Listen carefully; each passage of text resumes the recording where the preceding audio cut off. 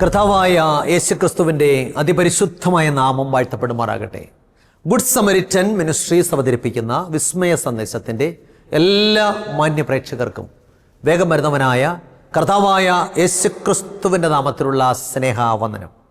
കർത്താവിൽ പ്രിയമുള്ളവരെ, വീണ്ടും നമുക്ക് ദൈവത്തിൻ്റെ വചനവുമായിട്ട് ഒരുമിച്ച് കണ്ടുമുട്ടുവാൻ സർവകൃപാലുവായ കർത്താവ് തന്ന നല്ല അവസരത്തിനായി ഞാൻ കർത്താവിനെ വാഴ്ത്തി സ്തുതിക്കുന്നു. നമ്മുടെ പുതിയ ദിവസം നമുക്ക് ദൈവവചനവുമായിട്ട് ആരംഭിക്കാം. നമ്മുടെ ജീവിതത്തിൻ്റെ പാതകളിൽ നമുക്ക് വെളിച്ചം പകരുന്നത്, നമ്മുടെ ജീവിതത്തിൻ്റെ നിരാശകളിൽ നമ്മെ ധൈര്യപ്പെടുത്തുന്നത്, നമ്മുടെ ജീവിതത്തിൻ്റെ പ്രതികൂലങ്ങളിൽ നമ്മെ ബലപ്പെടുത്തുന്നത് ദൈവത്തിൻ്റെ മാറ്റമില്ലാത്ത തിരുവചനമാണ്. ഈ തിരുവചനം ധ്യാനിച്ചുകൊണ്ട് നമ്മുടെ പുതിയ ദിവസം ആരംഭിക്കാം. നമുക്ക് പ്രാർത്ഥനയോടെ ഇന്നത്തെ എപ്പിസോഡിലായിരിക്കാം. നാം ഈ ദിവസങ്ങളിൽ ചിന്തിച്ചുകൊണ്ടിരിക്കുന്ന വിഷയം എന്താണ്? വീണ് കിടക്കുന്ന അടിസ്ഥാനങ്ങൾ. കഴിഞ്ഞ 93 എപ്പിസോഡുകളായി നാം ഈ വിഷയം തുടർച്ചയായിട്ട് ചിന്തിക്കുകയായിരുന്നു. ഇന്നതിൻ്റെ 94ാമത്തെ എപ്പിസോഡിലേക്ക് കടന്നു വന്നിരിക്കുകയാണ്. ഇന്ന് നമ്മൾ ചിന്തിക്കുന്നത് വിശുദ്ധ ദിവസവും ശിശുപാലകനും എന്നുള്ള വിഷയമാണ്. ചിന്തയ്ക്ക് ആധാരമായി ഒരു വാക്യം വായിക്കാം. ഗലാത്യ ലേഖനം 3-ാം അധ്യായം 23 മുതൽ 26 വരെ. അങ്ങനെ നാം വിശ്വാസത്താൽ നീതീകരിക്കപ്പെടേണ്ടതിന് ന്യായപ്രമാണം ക്രിസ്തുവിൻ്റെ അടുക്കലേക്ക് നടത്തുവാൻ നമുക്ക് ശിശുപാലകനായി ഭവിച്ചു. വിശ്വാസം വന്ന ശേഷമോ നാം ഇനി ശിശുപാലകന്റെ കീഴിലല്ല, ക്രിസ്തുവേശുവിലെ വിശ്വാസത്താൽ നിങ്ങളെല്ലാവരും ദൈവത്തിൻ്റെ മക്കളാകും. പ്രിയമുള്ളവരെ, ഉപദേശ പിശകുകളുടെ ഒരു ലോകത്തിലാണ് ഇന്ന് ഞാനും നിങ്ങളും ജീവിക്കുന്നത്. ദുരുപദേശങ്ങളുടെ ഉരാക്കുടുക്കുകളിൽ അനേകർ കുടുങ്ങിക്കിടക്കുന്ന കാലം. സത്യം തിരിച്ചറിയുവാനോ ദുരുപദേശങ്ങളുടെ ബന്ധനത്തിൽ നിന്ന് മോചനം പ്രാപിക്കുവാനോ ഇന്ന് മനുഷ്യന് മനസ്സില്ലാതിരിക്കുന്ന കാലം. തങ്ങൾ അകപ്പെട്ടിരിക്കുന്ന തെറ്റിനെ ന്യായീകരിക്കുവാൻ ഏതറ്റം വരെ പോകാനും ഇന്ന് മനുഷ്യൻ തയ്യാറാണ്. അനേകരും ഇന്ന് അറിഞ്ഞും അറിയാതെയും സത്യത്തിന് തടവറ തീർത്തുകൊണ്ടിരിക്കുകയാണ്. ഒരു വലിയ വിഭാഗം ജനത്താൽ തിരസ്കരിക്കപ്പെട്ടിട്ടുള്ള ഒന്നാണ് ദൈവം തന്നിരിക്കുന്ന വിശുദ്ധ ദിവസം. സത്യം അനുസരിക്കാതിരിക്കാൻ വേണ്ടി മനുഷ്യൻ ധാരാളം മുട്ടാത്തർക്കങ്ങൾ പറയാറുണ്ട്. അത്തരത്തിൽ വിശുദ്ധ ദിവസത്തെ വിശുദ്ധമായി സൂക്ഷിക്കാതെ അനുസരണക്കേടിൽ ജീവിക്കുന്നവർ തങ്ങളകപ്പെട്ടിരിക്കുന്ന തെറ്റിനെ ന്യായീകരിക്കുവാൻ സാധാരണ ഉദ്ധരിക്കാറുള്ളൊരു വേദഭാഗമാണ് നമ്മൾ ആദ്യം വായിച്ചു കേട്ടത്. ഗലാത്യർ 3:24 മുതൽ 26 വരെ. ഞാൻ പറഞ്ഞ വാചകം ശ്രദ്ധിച്ചോ? അതായത്, വിശുദ്ധ ദിവസത്തെ വിശുദ്ധമായി സൂക്ഷിക്കാതെ അനുസരണക്കേടിൽ ജീവിക്കുന്നവർ തങ്ങൾ അകപ്പെട്ടിരിക്കുന്ന തെറ്റിനെ ന്യായീകരിക്കുവാൻ വേണ്ടി വേദപുസ്തകത്തിൽ നിന്നും പല ഭാഗങ്ങളും ഉദ്ധരിക്കാറുണ്ട്. അത്തരത്തിൽ ഉദ്ധരിക്കുന്ന ഒരു വേദഭാഗമാണിത്. ഗലാത്യർ 3:24 മുതൽ 26 വരെ. അങ്ങനെ നാം വിശ്വാസത്താൽ നീതീകരിക്കപ്പെടേണ്ടതിന് ന്യായപ്രമാണം ക്രിസ്തുവിൻ്റെ അടുക്കിലേക്ക് നടത്തുവാൻ നമുക്ക് ശിശുപാലകനായി ഭവിച്ചു. വിശ്വാസം വന്ന ശേഷമോ നാം ഇനി ശിശുപാലകന്റെ കീഴിലല്ല, ക്രിസ്തുവേശുവിലെ വിശ്വാസത്താൽ നാം എല്ലാവരും ദൈവത്തിൻ്റെ മക്കളാകുന്നു. ഇപ്പൊ പുതിയ നിയമസഭ ന്യായപ്രമാണത്തിന് കീഴിലല്ല എന്ന് സ്ഥാപിക്കുവാൻ ആധുനിക ഉപദേഷ്ടാക്കന്മാർ ഉപയോഗിക്കുന്നൊരു വാക്യമാണ് ഈ വാക്യം. ദൈവജനത്തെ അനുസരണക്കേടിലേക്ക് വീഴ്ത്തിയിരിക്കുന്ന പദപ്രയോഗമാണ് ശിശുപാലകന്റെ കീഴിലല്ല എന്നുള്ളത്. അനേകരെ അനുസരണക്കേടിൽ വീഴ്ത്തിയിരിക്കുന്നൊരു പദപ്രയോഗമാണ് ശിശുപാലകന്റെ കീഴിലല്ല എന്നുള്ളത്. വിശുദ്ധ വേദപുസ്തകത്തിലെ വാക്യങ്ങളിൽ പലരാലും തെറ്റായി വ്യാഖ്യാനിക്കപ്പെടുന്നൊരു വാക്യമാണിത്. അപ്പൊ ദൈവത്തിന്റെ 10 കൽപ്പനയാകുന്ന ന്യായപ്രമാണം ശിശുപാലകനാണെന്നും കർത്താവായ യേശുക്രിസ്തു ലോകത്തിലേക്ക് വന്നതോടുകൂടി ശിശുപാലകന്റെ ദൗത്യം തീർന്നുവെന്നും അതിനാൽ നാം ഇനി 10 കൽപ്പനയാകുന്ന ന്യായപ്രമാണം അനുസരിക്കേണ്ടതില്ല എന്നും പഠിപ്പിക്കുക വഴി ആ 10 കൽപ്പനയിൽ പറഞ്ഞിരിക്കുന്ന 4ാമത്തെ പ്രമാണമാകുന്ന വിശുദ്ധ ശബദ നാം അനുസരിക്കേണ്ടതില്ല എന്ന് വരുത്തി തീർക്കുവാനുള്ള ഒരു വലിയ തന്ത്രമാണ് ഇതിൻ്റെ പിന്നിൽ. ഇപ്പോൾ 10 കൽപ്പനയാകുന്ന ന്യായപ്രമാണം ശിശുപാലകനാ, അത് കർത്താവ് വന്നതോടുകൂടി അത് മാറിപ്പോയി, നാം ഇനി ശിശുപാലകന്റെ കീഴിലല്ല എന്ന് പറയുമ്പോൾ 10 കൽപ്പനയിൽ പറഞ്ഞിരിക്കുന്നതാണല്ലോ വിശുദ്ധ ശബദം. അപ്പോൾ അതൊന്നും നമ്മൾ അനുസരിക്കേണ്ടതില്ല എന്ന് വരുത്തി തീർക്കുവാനുള്ള മാനുഷിക തന്ത്രമാണ് ഇതിൻ്റെ പിന്നിൽ. നാം തിരുവചനം ശരിക്കും പഠിച്ചാൽ പ്രിയമുള്ളവരെ, ന്യായപ്രമാണം പ്രധാനമായിട്ടും 2 ഉണ്ട് എന്ന് കാണുവാനായിട്ട് സാധിക്കും. ഒന്നാമതായിട്ട് ദൈവം തൻ്റെ സ്വന്തം വിരലുകൾ കൊണ്ട് എഴുതി തന്ന ദൈവത്തിൻ്റെ 10 കൽപ്പനയാകുന്ന ന്യായപ്രമാണം. രണ്ടാമതായിട്ട് ഈ ന്യായപ്രമാണം ലംഘിച്ച് പാപം ചെയ്യുന്ന ഒരുവൻ എന്തെല്ലാം കാര്യങ്ങൾ അനുഷ്ഠിക്കണം ഏതൊക്കെ യാഗങ്ങൾ, എന്തെല്ലാം കാര്യങ്ങൾ ചെയ്യണം എന്നതിനെക്കുറിച്ച് നിർദ്ദേശിക്കുന്ന ദൈവം മോശയെ കൊണ്ടൊരു പുസ്തകത്തിൽ എഴുതിച്ച മോശികനായ പ്രമാണം. അപ്പോൾ ഒന്ന്, ദൈവം സ്വന്തം വിരലുകൾ കൊണ്ട് എഴുതി നേരിട്ട് തന്നു കൽപ്പലകയിൽ. രണ്ട്, ഒരു പുസ്തകത്തിൽ മോശയെ കൊണ്ട് എഴുതിച്ചു. അപ്പോൾ ഒന്ന്, 10 കൽപ്പനയായ പ്രമാണം പാപം എന്താണെന്ന് വിശദീകരിക്കുന്നു. രണ്ട്, പാപത്തിന് പ്രതിവിധി എന്താണെന്ന് വിശദീകരിക്കുന്ന മോശയുടെ ന്യായപ്രമാണം. ഇങ്ങനെ ന്യായപ്രമാണം പ്രധാനമായിട്ടും രണ്ടുണ്ടെന്ന് കാണുവാനായിട്ട് സാധിക്കുന്നു. എങ്ങനെ തെളിയിക്കാൻ പറ്റും? ദാനിയേൽ പ്രവചനം 9-ാം അധ്യായം 11-ാമത്തെ വാക്യം. ദാനിയേൽ 9:11 ശ്രദ്ധിച്ച് കേട്ടാൽ പിടികിട്ടും. ഇസ്രായേലൊക്കെയും അങ്ങയുടെ വചനം കേട്ടനുസരിക്കാതെ വിട്ടുമാറി അങ്ങയുടെ ന്യായപ്രമാണം ലംഘിച്ചിരിക്കുന്നു. ഇങ്ങനെ ഞങ്ങൾ അവിടുത്തോട് പാപം ചെയ്യുകയാൽ ദൈവത്തിൻ്റെ ദാസനായ മോശയുടെ ന്യായപ്രമാണത്തിൽ എഴുതിയിരിക്കുന്ന ശാപവും ആണയും ഞങ്ങളുടെ മേൽ ചൊരിഞ്ഞിരിക്കുന്നു. ദാനിയേലിൻ്റെ പ്രാർത്ഥനയിൽ പറയുകയാണ്, ഇസ്രായേലൊക്കെയും അങ്ങയുടെ വചനം കേട്ടനുസരിക്കാതെ വിട്ടുമാറി അങ്ങയുടെ ന്യായപ്രമാണം ലംഘിച്ചിരിക്കുന്നു. അപ്പം ദൈവത്തിൻ്റെ 10 കൽപ്പനയായ ന്യായപ്രമാണം ലംഘിച്ചിരിക്കുന്നു. ഇങ്ങനെ ഞങ്ങൾ അവിടുത്തോട് പാപം ചെയ്യുകയാൽ, ഇങ്ങനെ ദൈവത്തിൻ്റെ 10 കൽപ്പനയായ ന്യായപ്രമാണം ലംഘിച്ച് പാപം ചെയ്യുകയാൽ ദൈവത്തിൻ്റെ ദാസനായ മോശയുടെ ന്യായപ്രമാണത്തിൽ എഴുതിയിരിക്കുന്ന ശാപവും ആണയും ഞങ്ങളുടെ മേൽ ചൊരിഞ്ഞിരിക്കുന്നു. അപ്പോൾ ഇവിടെ വളരെ വ്യക്തമായിട്ട് പറയുകയാണ്, ഇസ്രായേലൊക്കെയും അങ്ങയുടെ വചനം കേട്ടനുസരിക്കാതെ വിട്ടുമാറി അങ്ങയുടെ ന്യായപ്രമാണം ലംഘിച്ച്, എന്ന് പറഞ്ഞാൽ ദൈവത്തിൻ്റെ 10 കൽപ്പനയായ ന്യായപ്രമാണം ലംഘിച്ചിരിക്കുന്നു. ഇങ്ങനെ ഞങ്ങൾ അവിടുത്തോട് പാപം ചെയ്യുകയാൽ, എന്ന് പറഞ്ഞാൽ ദൈവത്തിൻ്റെ 10 കൽപ്പനയായ ന്യായപ്രമാണം ലംഘിച്ച് പാപം ചെയ്യുകയാൽ ദൈവത്തിൻ്റെ ദാസനായ മോശയുടെ ന്യായപ്രമാണത്തിൽ എഴുതിയിരിക്കുന്ന ശാപവും ആണയും ഞങ്ങളുടെ മേൽ ചൊരിഞ്ഞിരിക്കുന്നു. അപ്പോൾ ദൈവം നേരിട്ട് എഴുതി കൊടുത്ത 10 കൽപ്പനയായ ന്യായപ്രമാണം പാപം എന്താണെന്ന് വിശദീകരിക്കുന്നു. അപ്പോസ്തലൻ പൗലോസ് പറയുന്നുണ്ടല്ലോ, ന്യായപ്രമാണത്താലല്ലാതെ ഞാൻ പാപത്തെ അറിഞ്ഞില്ല. മോഹിക്കരുത് എന്ന് ന്യായപ്രമാണം പറയാതിരുന്നുവെങ്കിൽ ഞാൻ മോഹത്തെ അറിയുകയില്ലായിരുന്നു. അപ്പോൾ പാപം എന്താണെന്ന് വിശദീകരിക്കുന്ന ദൈവത്തിൻ്റെ 10 കൽപ്പനയാകുന്ന ന്യായപ്രമാണമാണ്. ഇത് ലംഘിച്ചാലോ ദൈവത്തിൻ്റെ ദാസനായ മോശയുടെ ന്യായപ്രമാണത്തിൽ എഴുതിയിരിക്കുന്ന ശാപവുമാണെയും. അപ്പം അതിനകത്ത് ഇത് ലംഘിക്കുന്നതിനുള്ള ശിക്ഷ, അതിനുള്ള പ്രതിവിധിയെല്ലാം രേഖപ്പെടുത്തിയിരിക്കുകയാണ്. അപ്പം ന്യായപ്രമാണം പ്രധാനമായിട്ടും രണ്ടുണ്ടെന്ന് പിടികിട്ടി. ഇതിൽ മോശയുടെ ന്യായപ്രമാണത്തിൽ തന്നെ കാൽവരി ക്രൂശിന് നിഴലായിരുന്ന പ്രമാണങ്ങളുമുണ്ട്, കാൽവരി ക്രൂശ് കടന്ന് പുതിയ നിയമത്തിലേക്ക് വന്ന പ്രമാണങ്ങളുമുണ്ട്. ശ്രദ്ധിക്കണമേ, മോശയുടെ ന്യായപ്രമാണത്തിൽ കാൽവരി ക്രൂശിന് നിഴലായി മാറിപ്പോകേണ്ടിയിരുന്ന പ്രമാണങ്ങളും കാൽവരി ക്രൂശ് കടന്ന് പുതിയ നിയമത്തിലേക്ക് വന്ന പ്രമാണങ്ങളുമുണ്ട്. അപ്പോൾ മോശയുടെ ന്യായപ്രമാണത്തിൽ നിഴലായിരുന്ന പ്രമാണങ്ങൾ കാൽവരി ക്രൂശിൽ നിറവേറിയതുകൊണ്ട് അത് നാം ഇന്നനുസരിക്കേണ്ടതില്ല. ഉദാഹരണമായിട്ട് യാഗങ്ങൾ, ശുദ്ധീകരണ ആചാരങ്ങൾ, പൗരോഹിത്യം, ഉത്സവങ്ങൾ, പരിച്ഛേദന മുതലായവ. കാരണം ഇവയ്ക്ക് സൽഗുണപൂർത്തി വരുത്തുവാനുള്ള കഴിവില്ലായിരുന്നു. എബ്രായ ലേഖനം 10:1 വായിക്കുന്നത്, ന്യായപ്രമാണം വരുവാനുള്ള നന്മകളുടെ നിഴലല്ലാതെ കാര്യങ്ങളുടെ സാക്ഷാൽ സ്വരൂപമല്ലായകൊണ്ട് ആണ്ടുതോറും ഇടപെടാതെ കഴിച്ചു വരുന്ന അതേ യാഗങ്ങളാൽ അടുത്തു വരുന്നവർക്ക് സൽഗുണപൂർത്തി വരുത്തുവാൻ കഴിവുള്ളതല്ല. അപ്പം നോക്കിക്കേ, ഇപ്പം യാഗങ്ങൾ, കർമ്മങ്ങൾ, ആചാരങ്ങൾ, ശുദ്ധീകരണ നിയമങ്ങൾ, ഉത്സവങ്ങൾ, പെരുന്നാളുകൾ, ഇതൊക്കെ എന്താണ്?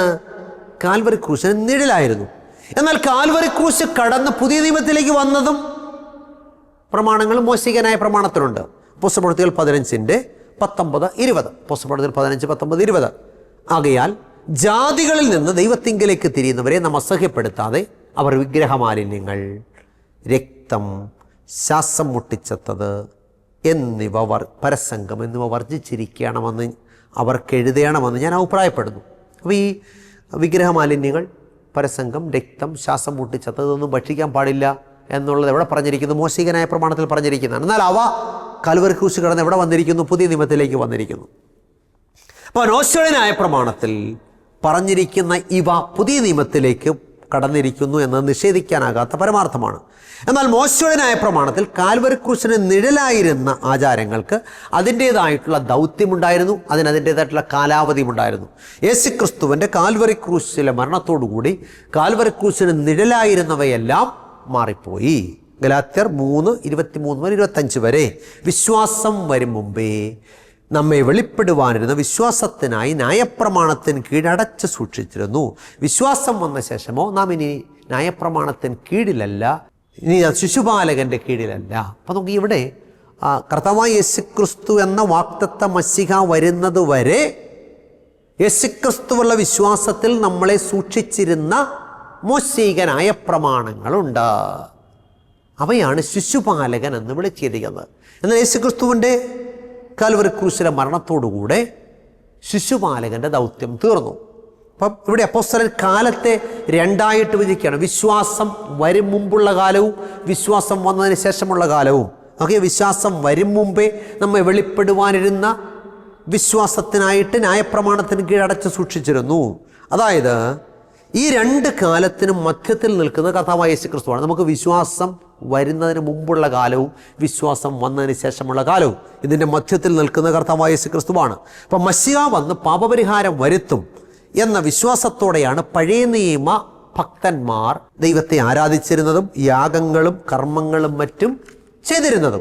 ദൈവത്തിൻ്റെ രക്ഷാപദ്ധതിയിൽ 4000 വർഷത്തോളം ന്യായപ്രമാണം, ശിശുപാലകനായിരുന്ന ന്യായപ്രമാണത്തിന്റെ ദൗത്യം നിറവേറ്റി. എന്നാൽ കർത്താവായ യേശുക്രിസ്തുവിന്റെ ഒന്നാമത്തെ വരവിനായിട്ട് ന്യായപ്രമാണം ജനത്തെ വിശ്വാസത്തിൽ അടച്ചു സൂക്ഷിച്ചിരുന്നു. അപ്പം നമ്മൾ യാഗം കഴിക്കുന്ന ഒരു വ്യക്തി എന്താ വിശ്വസിച്ചിരുന്നത്?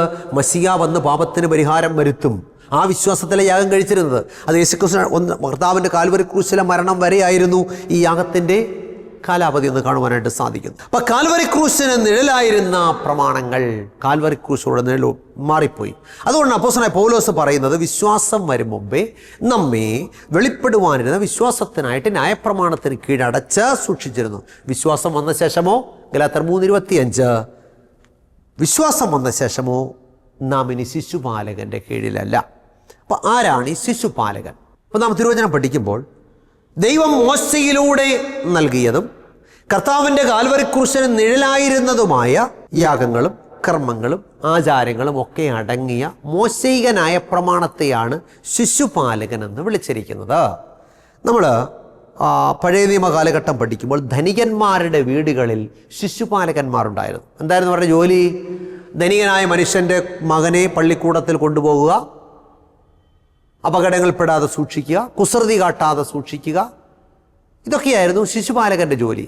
ഓക്കെ, അതുപോലെ മോശയികനായ പ്രമാണം കർത്താവായ യേശുക്രിസ്തുവിൻ്റെ കാൽവരി ക്രൂശിലുള്ള മരണം വരെ ജനത്തെ മശിഹയിലുള്ള വിശ്വാസത്തിൽ അടച്ച് സൂക്ഷിച്ചിരുന്നു.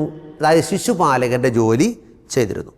എന്നാൽ യേശുക്രിസ്തു ലോകത്തിൽ വന്നതോടുകൂടി ശിശുപാലകനായിരുന്ന ന്യായപ്രമാണം അതിൻ്റെ ദൗത്യം കർത്താവിനെ ഏൽപ്പിച്ചു. അതുകൊണ്ടാണ് അപ്പോസ്തലൻ പറയുന്നത് വിശ്വാസം വന്ന ശേഷമോ ഇനി നാം ശിശുപാലകൻ്റെ കീഴിലല്ല, കർത്താവായ യേശുക്രിസ്തുവിലുള്ള വിശ്വാസത്താൽ നാം അവിടുത്തെ മക്കളാകുന്നു.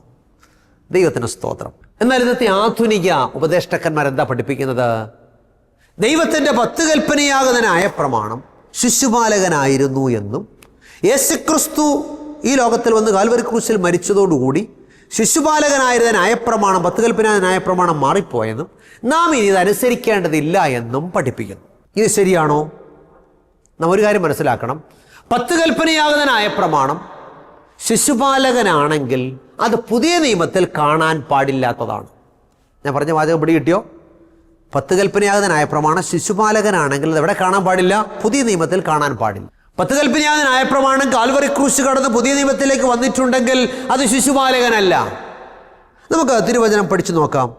10 കൽപ്പനയിൽ ഒന്നാമത്തെ കൽപ്പന എന്താ പറയുന്നത്? പുറപ്പാട് 20:1 മുതൽ 3 വരെ. അടിമ വീടായ മിസ്രൈം ദേശത്ത് നിന്ന് നിന്നെ കൊണ്ടുവന്ന യഹോവയായ ഞാൻ നിന്റെ ദൈവമാകുന്നു, ഞാനല്ലാതെ അന്യ ദൈവങ്ങൾ നിനക്കുണ്ടാകരുത്. ഇതാ ഒന്നാമത്തെ പ്രമാണം.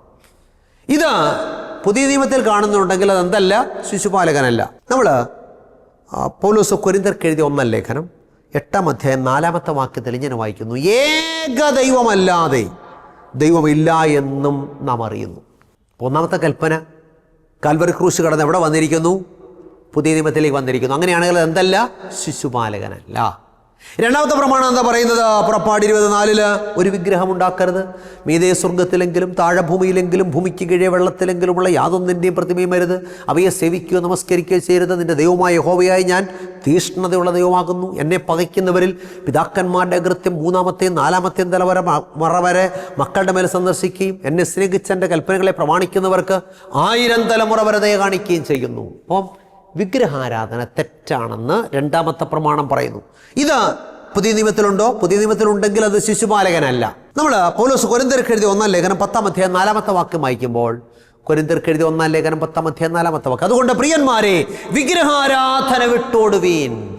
അപ്പൊ രണ്ടാമത്തെ പ്രമാണവും കാൽവരി ക്രൂശ് കടന്ന് എവിടെ വന്നിരിക്കുന്നു? പുതിയ നിയമത്തിലേക്ക് വന്നിരിക്കുന്നു. അപ്പോൾ രണ്ടാമത്തെ പ്രമാണവും ശിശുപാലകനല്ല.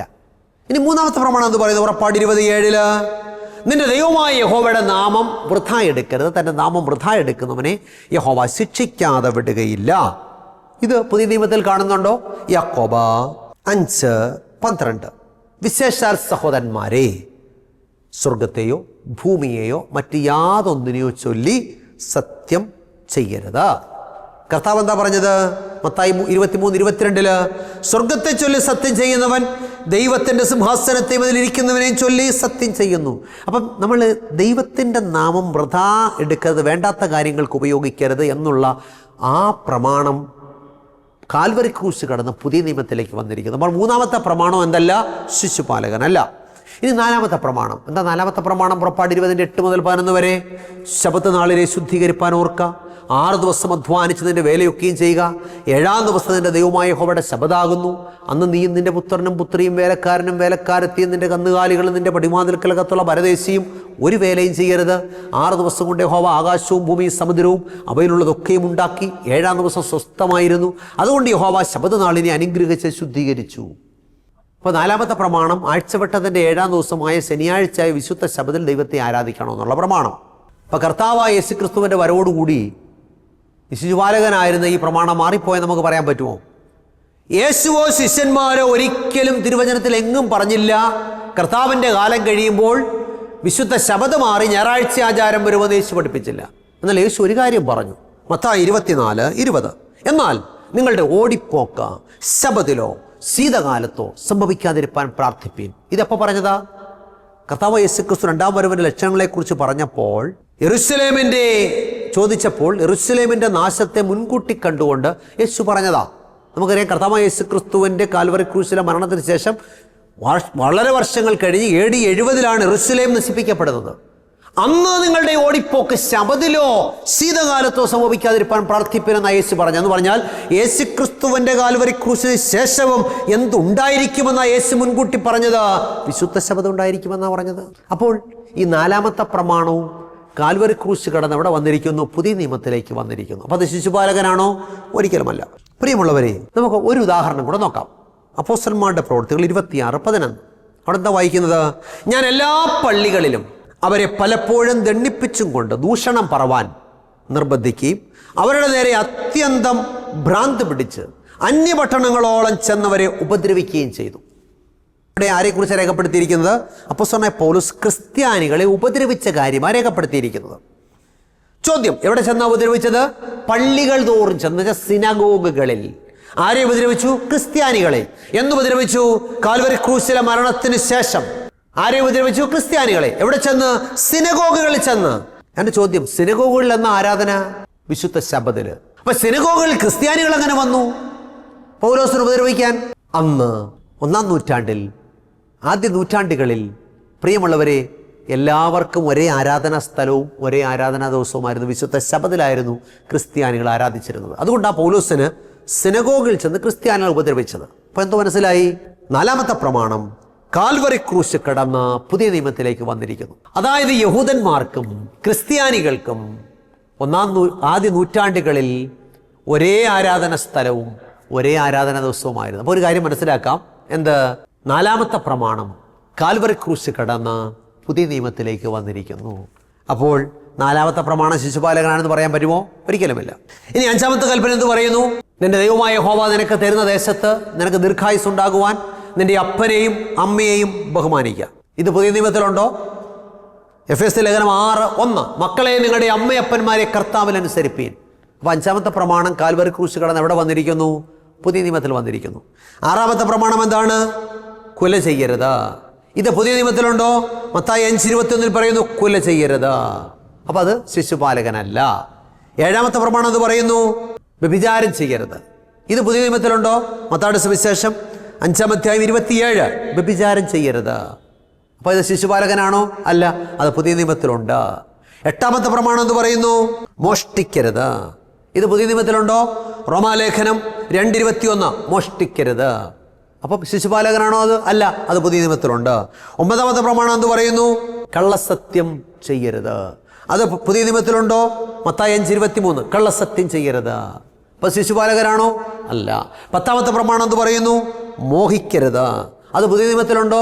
പൗലോസ് കൊരിന്ത്യർക്ക് എഴുതിയ 1-ാം ലേഖനം 10-6 വാക്യം, നാം ദുർമോഹികളാകരുത്. പ്രിയമുള്ളവരെ, ഈ 10 കൽപ്പനകളിലെ എല്ലാ കൽപ്പനകളും കാൽവരി ക്രൂശ് കടന്ന പുതിയ നിയമത്തിലേക്ക് വന്നിരിക്കുന്നു. അങ്ങനെയെങ്കിൽ അത് ശിശുപാലകനല്ല. ശിശുപാലകനാണെങ്കിൽ പുതിയ നിയമത്തിൽ കാണാൻ പാടില്ല. എന്നാൽ 10 കൽപ്പനകളും പുതിയ നിയമത്തിൽ കാണുന്നത് കൊണ്ട് അത് ശിശുപാലകനല്ല എന്നുള്ള സത്യം നാം തിരിച്ചറിയണം. വിശ്വാസം വന്ന ശേഷമോ നാം ഇനി ശിശുപാലകൻ്റെ കീഴിലല്ല എന്ന അപ്പോസ്തലനായ പൗലോസ് പറയുന്നത് കർത്താവായ യേശുക്രിസ്തുവിൻ്റെ കാൽവരി ക്രൂശിന് നിഴലായിരുന്ന കർമ്മങ്ങളും ആചാരങ്ങളും യാഗങ്ങളും ഉത്സവങ്ങളും പെരുന്നാളുകളും ഒക്കെ അടങ്ങിയ മോശൈകനായ പ്രമാണത്തെയാണെന്നുള്ള സത്യം നമ്മൾ തിരിച്ചറിയണം. ദൈവത്തിന് സ്തോത്രം. അങ്ങനെയെങ്കിൽ ദൈവത്തിൻ്റെ 10 കൽപ്പനയാകുന്ന ന്യായപ്രമാണത്തിലെ 4ാമത്തെ കൽപ്പനയാകുന്ന വിശുദ്ധ ശബത്ത് അനുസരിക്കുവാൻ നമ്മൾ ഇന്നും ബാധ്യസ്ഥരാണ്. കാരണം മനുഷ്യവർഗത്തിന് ദൈവം ഒരൊറ്റ വിശുദ്ധ ദിവസത്തെ മാത്രമേ നൽകിയിട്ടുള്ളൂ. വേദപുസ്തകത്തെ ഒരു വാക്യത്തിൽ പോലും നാം ആഴ്ചവട്ടത്തിൻ്റെ 1-ാം ദിവസമായ ഞായറാഴ്ച ആരാധിക്കണമെന്ന് ഉപദേശമില്ല. കർത്താവോ ശിഷ്യന്മാരോ അങ്ങനെ പഠിപ്പിച്ചില്ല. കർത്താവിൻ്റെയോ ശിഷ്യന്മാരുടെയോ ഉപദേശം ഇല്ലാതെ, വേദപുസ്തകത്തിൻ്റെ പിൻബലമില്ലാതെ മനുഷ്യൻ നടപ്പിലാക്കിയിരിക്കുന്ന ആരാധന എന്ന് പറയുന്നത് പിശാച് മനുഷ്യന് വച്ച് നീട്ടിയ ആചാരമാണ്. ദൈവം എന്ത് സ്ഥാപിച്ചിട്ടുണ്ടോ അതിൻ്റെ എല്ലാം ഡ്യൂപ്ലിക്കേറ്റ് ആര് സ്ഥാപിച്ചിട്ടുണ്ട്? പിശാച് സ്ഥാപിച്ചിട്ടുണ്ട്. നിങ്ങൾ ചിന്തിച്ചാൽ പിടികിട്ടും. ദൈവം പറയുന്നതിൻ്റെ നേരെ വിപരീത ഉപദേശം പിശാച് സ്ഥാപിച്ചിട്ടുണ്ട്. എല്ലാ ഭൂരിപക്ഷവും ആ വിപരീത ഉപദേശങ്ങളിലൂടെയാണ് പോകുന്നത്. നിങ്ങൾ ശ്രദ്ധിച്ചാൽ അത് പിടികിട്ടും. ദൈവം പറയുന്നതിൻ്റെ നേരെ വിപരീതം. ഒരൊറ്റ മധ്യസ്ഥനെ ഉള്ളെന്ന് ദൈവത്തിൻ്റെ വചനം പറയുമ്പോൾ മനുഷ്യൻ ധാരാളം മധ്യസ്ഥന്മാരെ വിളിക്കുന്നു. വിഗ്രഹം ഉണ്ടാക്കരുത്, ആരാധിക്കരുത് വചനം പറയുമ്പോൾ ആലയങ്ങളും വീടുകളും എല്ലാം വിഗ്രഹങ്ങളെ കൊണ്ട് നിറഞ്ഞിരിക്കുകയാണ്. വിശ്വസിക്കുക സ്നാനം ഏൽക്കുകയും ചെയ്യണമെന്ന് വചനം പറയുമ്പോൾ വിശ്വസിക്കാൻ പ്രായമാകാത്ത കുഞ്ഞുങ്ങളെ സ്നാനപ്പെടുത്തുന്നു. നോക്കിക്കുക, എല്ലാം വിപരീതമാണ്. ഏത് ഉപദേശം എടുത്താലും നേരെ വിപരീതം. വിശുദ്ധ ശബത്തിൽ ദൈവത്തെ ആരാധിക്കണമെന്ന് പറയുമ്പോൾ വേണ്ട, ഞായറാഴ്ച മതി. ലോകം പിശാചിൻ്റെ പിടിയിലകപ്പെട്ട് കിടക്കുകയാണ്. അതുകൊണ്ട് നാം വഞ്ചനയിലകപ്പെടരുത്. ആധുനിക ഉപദേഷ്ടാക്കന്മാർ 10 കൽപ്പനയാകുന്ന ന്യായപ്രമാണത്തെ ശിശുപാലകനായിട്ട് ചിത്രീകരിച്ച് മനുഷ്യനെ ദൈവകൽപ്പനയിൽ നിന്ന് അകറ്റിക്കൊണ്ടിരിക്കുമ്പോൾ, പ്രിയമുള്ളവരെ, നാം വഞ്ചിക്കപ്പെടാതെ ദൈവകൽപ്പനകളുടെ വഴിയിൽ സഞ്ചരിക്കുവാൻ ദൈവമായ കർത്താവ് നമ്മെ സഹായിക്കട്ടെ. ഞാൻ പ്രാർത്ഥിക്കാനായിട്ട് പോവുകയാണ്. നല്ല തീരുമാനത്തോടെ നമുക്ക് പ്രാർത്ഥിക്കാം. കർത്താവായ യേശുക്രിസ്തുവിനെ നമ്മുടെ സ്വന്തം രക്ഷിതാവായിട്ട് സ്വീകരിച്ച് മനസാന്തരപ്പെട്ട് വെള്ളത്താലും ആത്മാവിനാലും ജനിച്ചെന്ന് പറഞ്ഞാൽ യേശു കാണിച്ച മാതൃക പ്രകാരം വെള്ളത്തിൽ മുങ്ങി സ്നാനപ്പെട്ട് ദൈവത്തിൻ്റെ 10 കൽപ്പനകളും അനുസരിച്ച് വിശുദ്ധ ജീവിതം നയിച്ചാൽ നമുക്ക് എന്തെങ്കിലും പ്രത്യാശയ്ക്ക് വകയുണ്ട്. എങ്കിൽ മാത്രമേ പ്രത്യാശയ്ക്ക് വകയുള്ളൂ. അപ്രകാരം ആയിരിക്കാൻ ദൈവമായ കർത്താവ് സഹായിക്കട്ടെ. കണ്ണുകളടയ്ക്കാം, പ്രാർത്ഥിക്കാം. ഞങ്ങളെ സ്നേഹിക്കുന്ന ഞങ്ങളുടെ നല്ല ദൈവമേ, സ്വർഗസ്ഥ പിതാവേ, ഇന്ന് ഞങ്ങളെ കേൾപ്പിച്ച മാറ്റമില്ലാത്ത തിരുവചനത്തിനായിട്ട് സ്തോത്രം. കർത്താവേ, 10 കൽപ്പനയാകുന്ന ന്യായപ്രമാണം ശിശുപാലകനല്ലെന്നും അത് കാൽവരി ക്രൂശ് കടന്ന് പുതിയ നിയമത്തിലേക്ക് വന്നിരിക്കുന്നു എന്നും അടിയങ്ങൾ അതനുസരിക്കാൻ ബാധ്യസ്ഥരാണെന്നും അതിൽ പറഞ്ഞിരിക്കുന്ന ആഴ്ചവട്ടത്തിൻ്റെ 7-ാം ദിവസമാകുന്ന വിശുദ്ധ ശബത്തിലാണ് ദൈവത്തെ ആരാധിക്കേണ്ടതെന്നുള്ള യാഥാർത്ഥ്യം അടിയങ്ങളെ മനസ്സിലാക്കിച്ച കൃപയ്ക്കായിട്ട് സ്തോത്രം. ലോകമനുസരണക്കേടിൽ കിടക്കുമ്പോൾ ബഹുഭൂരിപക്ഷവും വിശാലമായ വഴിയിലൂടെ നാശത്തിൻ്റെ പാതയിലൂടെ മുന്നോട്ട് പോയിക്കൊണ്ടിരിക്കുമ്പോൾ സത്യത്തിൻ്റെ പാത തിരഞ്ഞെടുക്കുവാൻ അനേകരെ കർത്താവ് ഒരുക്കണമേ. വചനം കേട്ട എല്ലാ പ്രിയപ്പെട്ടവരെയും സമർപ്പിക്കുന്നു. നല്ല തീരുമാനത്തോടും പ്രതിഷ്ഠയോടും പ്രാർത്ഥിക്കുന്ന പ്രിയ മക്കളുടെ ആവശ്യങ്ങളെ അവിടുന്ന് മാനിക്കണമേ. രോഗത്തിലും ഭാരത്തിലും കഷ്ടതയിലും കണ്ണുനീരിലും ഒക്കെ ഇരിക്കുന്ന എല്ലാവരോടും കർത്താവ് മനസ്സലിയണമേ. ദൈവ സാന്നിധ്യം കൊണ്ട് അവരെ നിറയ്ക്കണമേ. എല്ലാ സ്വർഗീയ നന്മകളാലും കർത്താവ് നിറയ്ക്കണമേ. യേശു ക്രിസ്തുവിൻ്റെ ധന്യമുള്ള നാമത്തിൽ താഴ്മയായിട്ട് യാചിക്കുന്നു. പ്രാർത്ഥന കേൾക്കണം നല്ല പിതാവേ, ആമേൻ. പ്രിയമുള്ളവരെ, ദൈവമായ കർത്താവ് നമ്മെ സഹായിക്കട്ടെ. എല്ലാവർക്കും നല്ലൊരു ദിവസം ആശംസിക്കുന്നു. എല്ലാ ഞായറാഴ്ചയും രാവിലെ 6:30 ജയ്ഹിന്ദ് ചാനലിലെ സംപ്രേഷണങ്ങൾ കാണുക, കേൾക്കുക, മറ്റുള്ളവരോടും പറയുക. യൂട്യൂബിലും കാണാം. ജോയ്മോൻ മത്തായി എന്ന് ടൈപ്പ് ചെയ്താൽ ദൈവവചനം ശരിക്കും മനസ്സിലാക്കി സത്യത്തിൻ്റെ പാതയിൽ മുന്നേറുവാൻ ദൈവമായ കർത്താവ് സഹായിക്കട്ടെ. എല്ലാവർക്കും നല്ലൊരു ദിവസം ആശംസിക്കുന്നു. ദൈവമായ കർത്താവ് നമ്മെ സഹായിക്കുമാറാകട്ടെ. ആമേൻ. ദൈവത്തിന് മഹത്വമുണ്ടാകട്ടെ. പാസ്റ്റർ ജോയ്മോൻ മത്തായി എഴുതിയ വിശുദ്ധ ദിവസം എന്ന പുസ്തകം നിങ്ങളെ പരിചയപ്പെടുത്തുന്നു. എന്തുകൊണ്ടാണ് ദൈവം മനുഷ്യന് ഒരു വിശുദ്ധ ദിവസത്തെ നൽകിയത്? വിശുദ്ധ ദിവസത്തെ നാം എങ്ങനെ മനസ്സിലാക്കണം? ശരിക്കും ദൈവം തന്ന വിശുദ്ധ ദിവസത്തിലാണോ നാം ദൈവത്തെ ആരാധിക്കുന്നത്? വ്യവസ്ഥ തെറ്റിച്ചുള്ള ആരാധനയിൽ ദൈവം പ്രസാദിക്കാമോ? വിശുദ്ധ ദിവസത്തിന്റെ കാര്യത്തിൽ ചരിത്രത്തിൽ സംഭവിക്കുന്ന ഏറ്റവും വലിയ ചതിവെന്താണ്? വിശുദ്ധ ദിവസവും ന്യായവിധിയും തമ്മിലുള്ള ബന്ധമെന്താണ്? തുടങ്ങി വിശുദ്ധ ദിവസത്തെ സംബന്ധിച്ച് നിങ്ങൾ അറിഞ്ഞിരിക്കേണ്ട ധാരാളം അറിവുകൾ കോർത്തിണക്കിയ പുസ്തകം. 272 പേജുകളുള്ള ഈ പുസ്തകത്തിന് പോസ്റ്റേജ് ഉൾപ്പെടെ നിങ്ങൾ നൽകേണ്ട വില 75 രൂപയാണ്. പുസ്തകം VPP ആയി നിങ്ങളുടെ വീട്ടിൽ ലഭിക്കാൻ താല്പര്യമുള്ളവർ പിൻകോഡ് സഹിതം അഡ്രസ് SMS ചെയ്യുകയോ വിളിച്ചു പറയുകയോ ചെയ്യുക. നമ്പർ 9740979977. ശ്രീ പേരകത്ത് ചെറിയാൻസ്കറിയ എഴുതിയ ഒരു ഉത്തമ ഗ്രന്ഥം ഞങ്ങൾ അവതരിപ്പിക്കുന്നു. ഇത് തിരുവചന സത്യം. ക്രൈസ്തവ ലോകത്ത് പരക്കെ പ്രചരിക്കുന്ന അബദ്ധ ഉപദേശങ്ങളും സംശയങ്ങളും വചന അടിസ്ഥാനത്തിൽ ദൂരീകരിക്കുന്ന ഒരു ഗ്രന്ഥമാണിത്. ദൈവത്തിന്റെ അരുളപ്പാടുകൾ സാർവത്രികമാണെന്നും അത് നിത്യമാണെന്നും ലളിതമായും യുക്തിഭദ്രമായും അവതരിപ്പിക്കുന്ന ഈ ഗ്രന്ഥത്തിന് 130 രൂപയാണ് വില. എന്നാൽ ഞങ്ങളിത് തികച്ചും സൗജന്യമായി നിങ്ങൾക്ക് അയച്ചു തരുന്നു. നിങ്ങളുടെ പൂർണ്ണമായ മേൽവിലാസം ഇനി പറയുന്ന നമ്പറിൽ SMS ചെയ്യുക. നമ്പർ 9847906636. പ്രവചന ശബ്ദം ക്രൈസ്തവ കുടുംബമാസിക. തിരുവചനത്തിലെ കാണാപ്പുറങ്ങൾ നമുക്ക് കാട്ടിത്തരുന്ന ഉത്തമ ക്രൈസ്തവ കുടുംബ മാസിക. സമകാലിക സംഭവങ്ങൾ, ആരോഗ്യ ശാസ്ത്രം, പ്രവചനങ്ങൾ എന്നിവ കോർത്തിണക്കി ഉൾക്കാമ്പുള്ള ലേഖനങ്ങൾ ഇതിൽ ലേഖനം ചെയ്തിരിക്കുന്നു. വരിക്കാരാകാൻ ആഗ്രഹിക്കുന്നവർ ഇനി പറയുന്ന നമ്പറിൽ SMS ചെയ്യുക. നമ്പർ 9495955082. വാർഷിക വരിസംഖ്യ വെറും 150 രൂപ മാത്രം.